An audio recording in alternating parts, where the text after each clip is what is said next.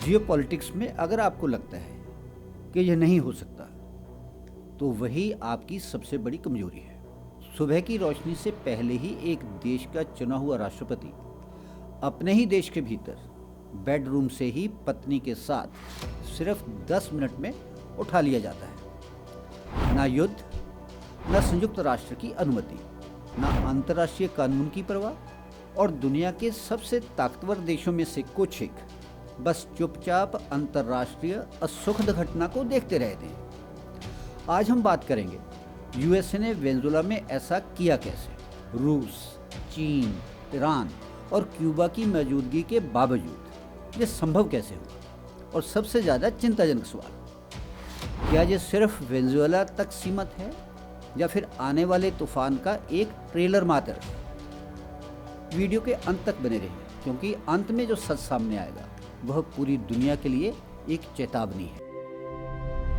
Venezuela कोई कमजोर देश नहीं है। रूस के साथ डिफेंस एग्रीमेंट है, चीन का ओपन स्पोर्ट है, ईरान से ड्रोन और हथियार की सप्लाई है, और क्यूबा की इंटेलिजेंस और मिलिट्री की मौजूदगी भी है। फिर भी मादुरो को उठा लिया गया। क्यों उठाया? क्योंकि इंटरनेशनल पॉलिटिक्स नैतिकता से नहीं, ताकत से चलती है।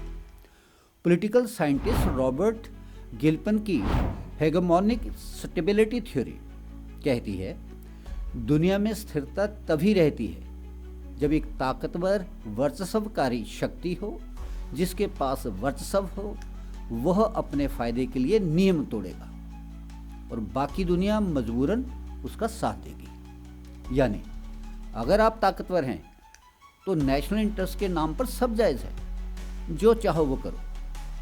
पश्चिमी दुनिया सालों से कहती आई है, रूस ने यूक्रेन में इंटरवेंशन किया, वह गलत था। लेकिन आज सवाल यह है, वेनेजुएला में यूनाइटेड स्टेट्स ऑफ अमेरिका ने क्या किया?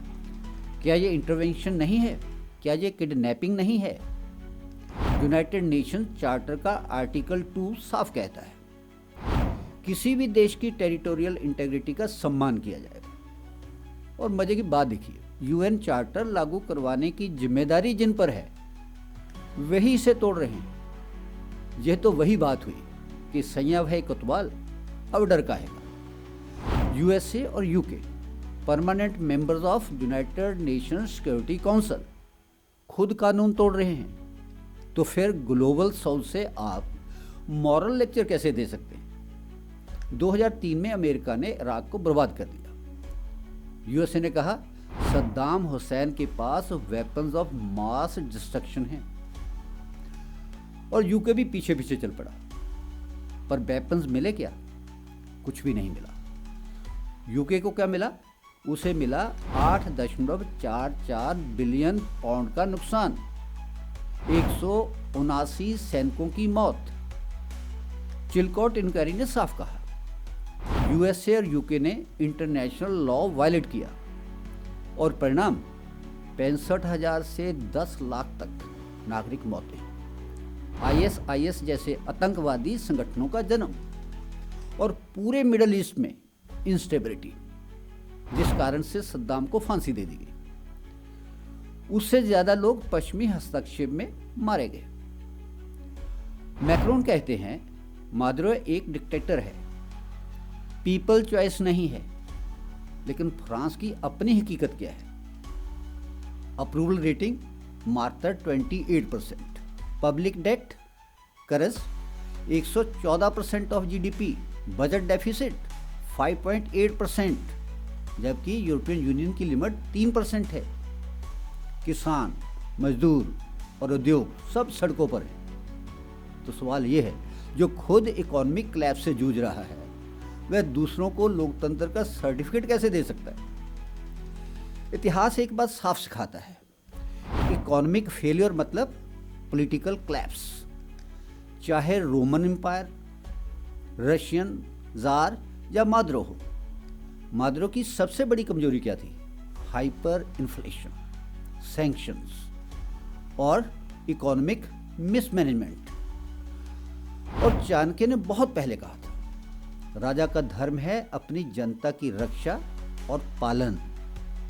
अगर पालन यानी इकोनॉमिक वेलफेयर टूटे तो सत्ता भी टूटती है। अब असली खेल समझिए। वेनेजुएला के पास दुनिया का सबसे बड़ा प्रोवन ऑयल रिजर्व है।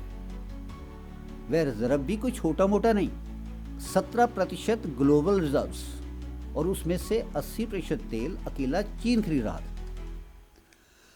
अब पूरी पिक्चर देखिए। चाइना का रेयर अर्थ प्रोसेसिंग पर 90% कंट्रोल, जो कि electric vehicle, semiconductors, defence tech की चाबी है। South America oil, lithium triangle, जिसमें है अर्जेंटीना, बोलिविया और चिली।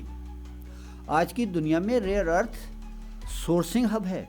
यूएसए को समझ आ गया, अगर चाइना को रोकना है तो साउथ अमेरिका पर कंट्रोल चाहिए। और वेनेजुएला तो इसी सोच का एक ट्रेलर है। वहीं Caribbean gulf of Mexico, Panama canal, strategic ports पर चाइनीज कंपनीज का कंट्रोल है। यूएसए का संकेत साफ है, ये अमेरिकाज हैं, अमेरिकाज हमारे बैकयार्ड हैं। इंपीरियल पावर वापस रिमाइंड करवा रही है, हम ओवरलॉर्ड हैं, सबके मालिक हैं। यूनाइटेड स्टेट्स ऑफ अमेरिका कहता है माइग्रेशन, ड्रग्स, नार्को टेररिज्म, लेकिन खुद न्यूयॉर्क टाइम्स क्या कहता है? न्यू टाइम्स कहता है वेनेजुएला कभी मेजर ड्रग सोर्स रहा ही नहीं। तो फिर सच क्या है? Oil, China, strategic control, Trump की पॉलिटिकल लेगेसी। अटैक को पर्सनलाइज किया गया, फ्रीडम के नाम पर बेचा गया। आज वेनेजुएला, कल कोई और। ये दुनिया अब रूल बेस्ड ऑर्डर से पावर बेस्ड ऑर्डर की तरफ जा रही है। और जो देश सिर्फ नैतिक भाषणों पर भरोसा करेंगे वे सबसे पहले शिकार बनेंगे। अगर आपको लगता है कि यह विश्लेषण सिर्फ एक देश की कहानी नहीं बल्कि पूरी दुनिया के भविष्य का संकेत है, तो इस वीडियो को लाइक जरूर करें, शेयर करें, ताकि ज़्यादा से ज़्यादा लोगों तक यह सच्चाई पहुंच सके। और रुद्राष्ट्र चैनल को सब्सक्राइब जरूर करें। हम मिलेंगे नए वीडियो में नए विश्लेषण के साथ। जय हिंद, जय भारत।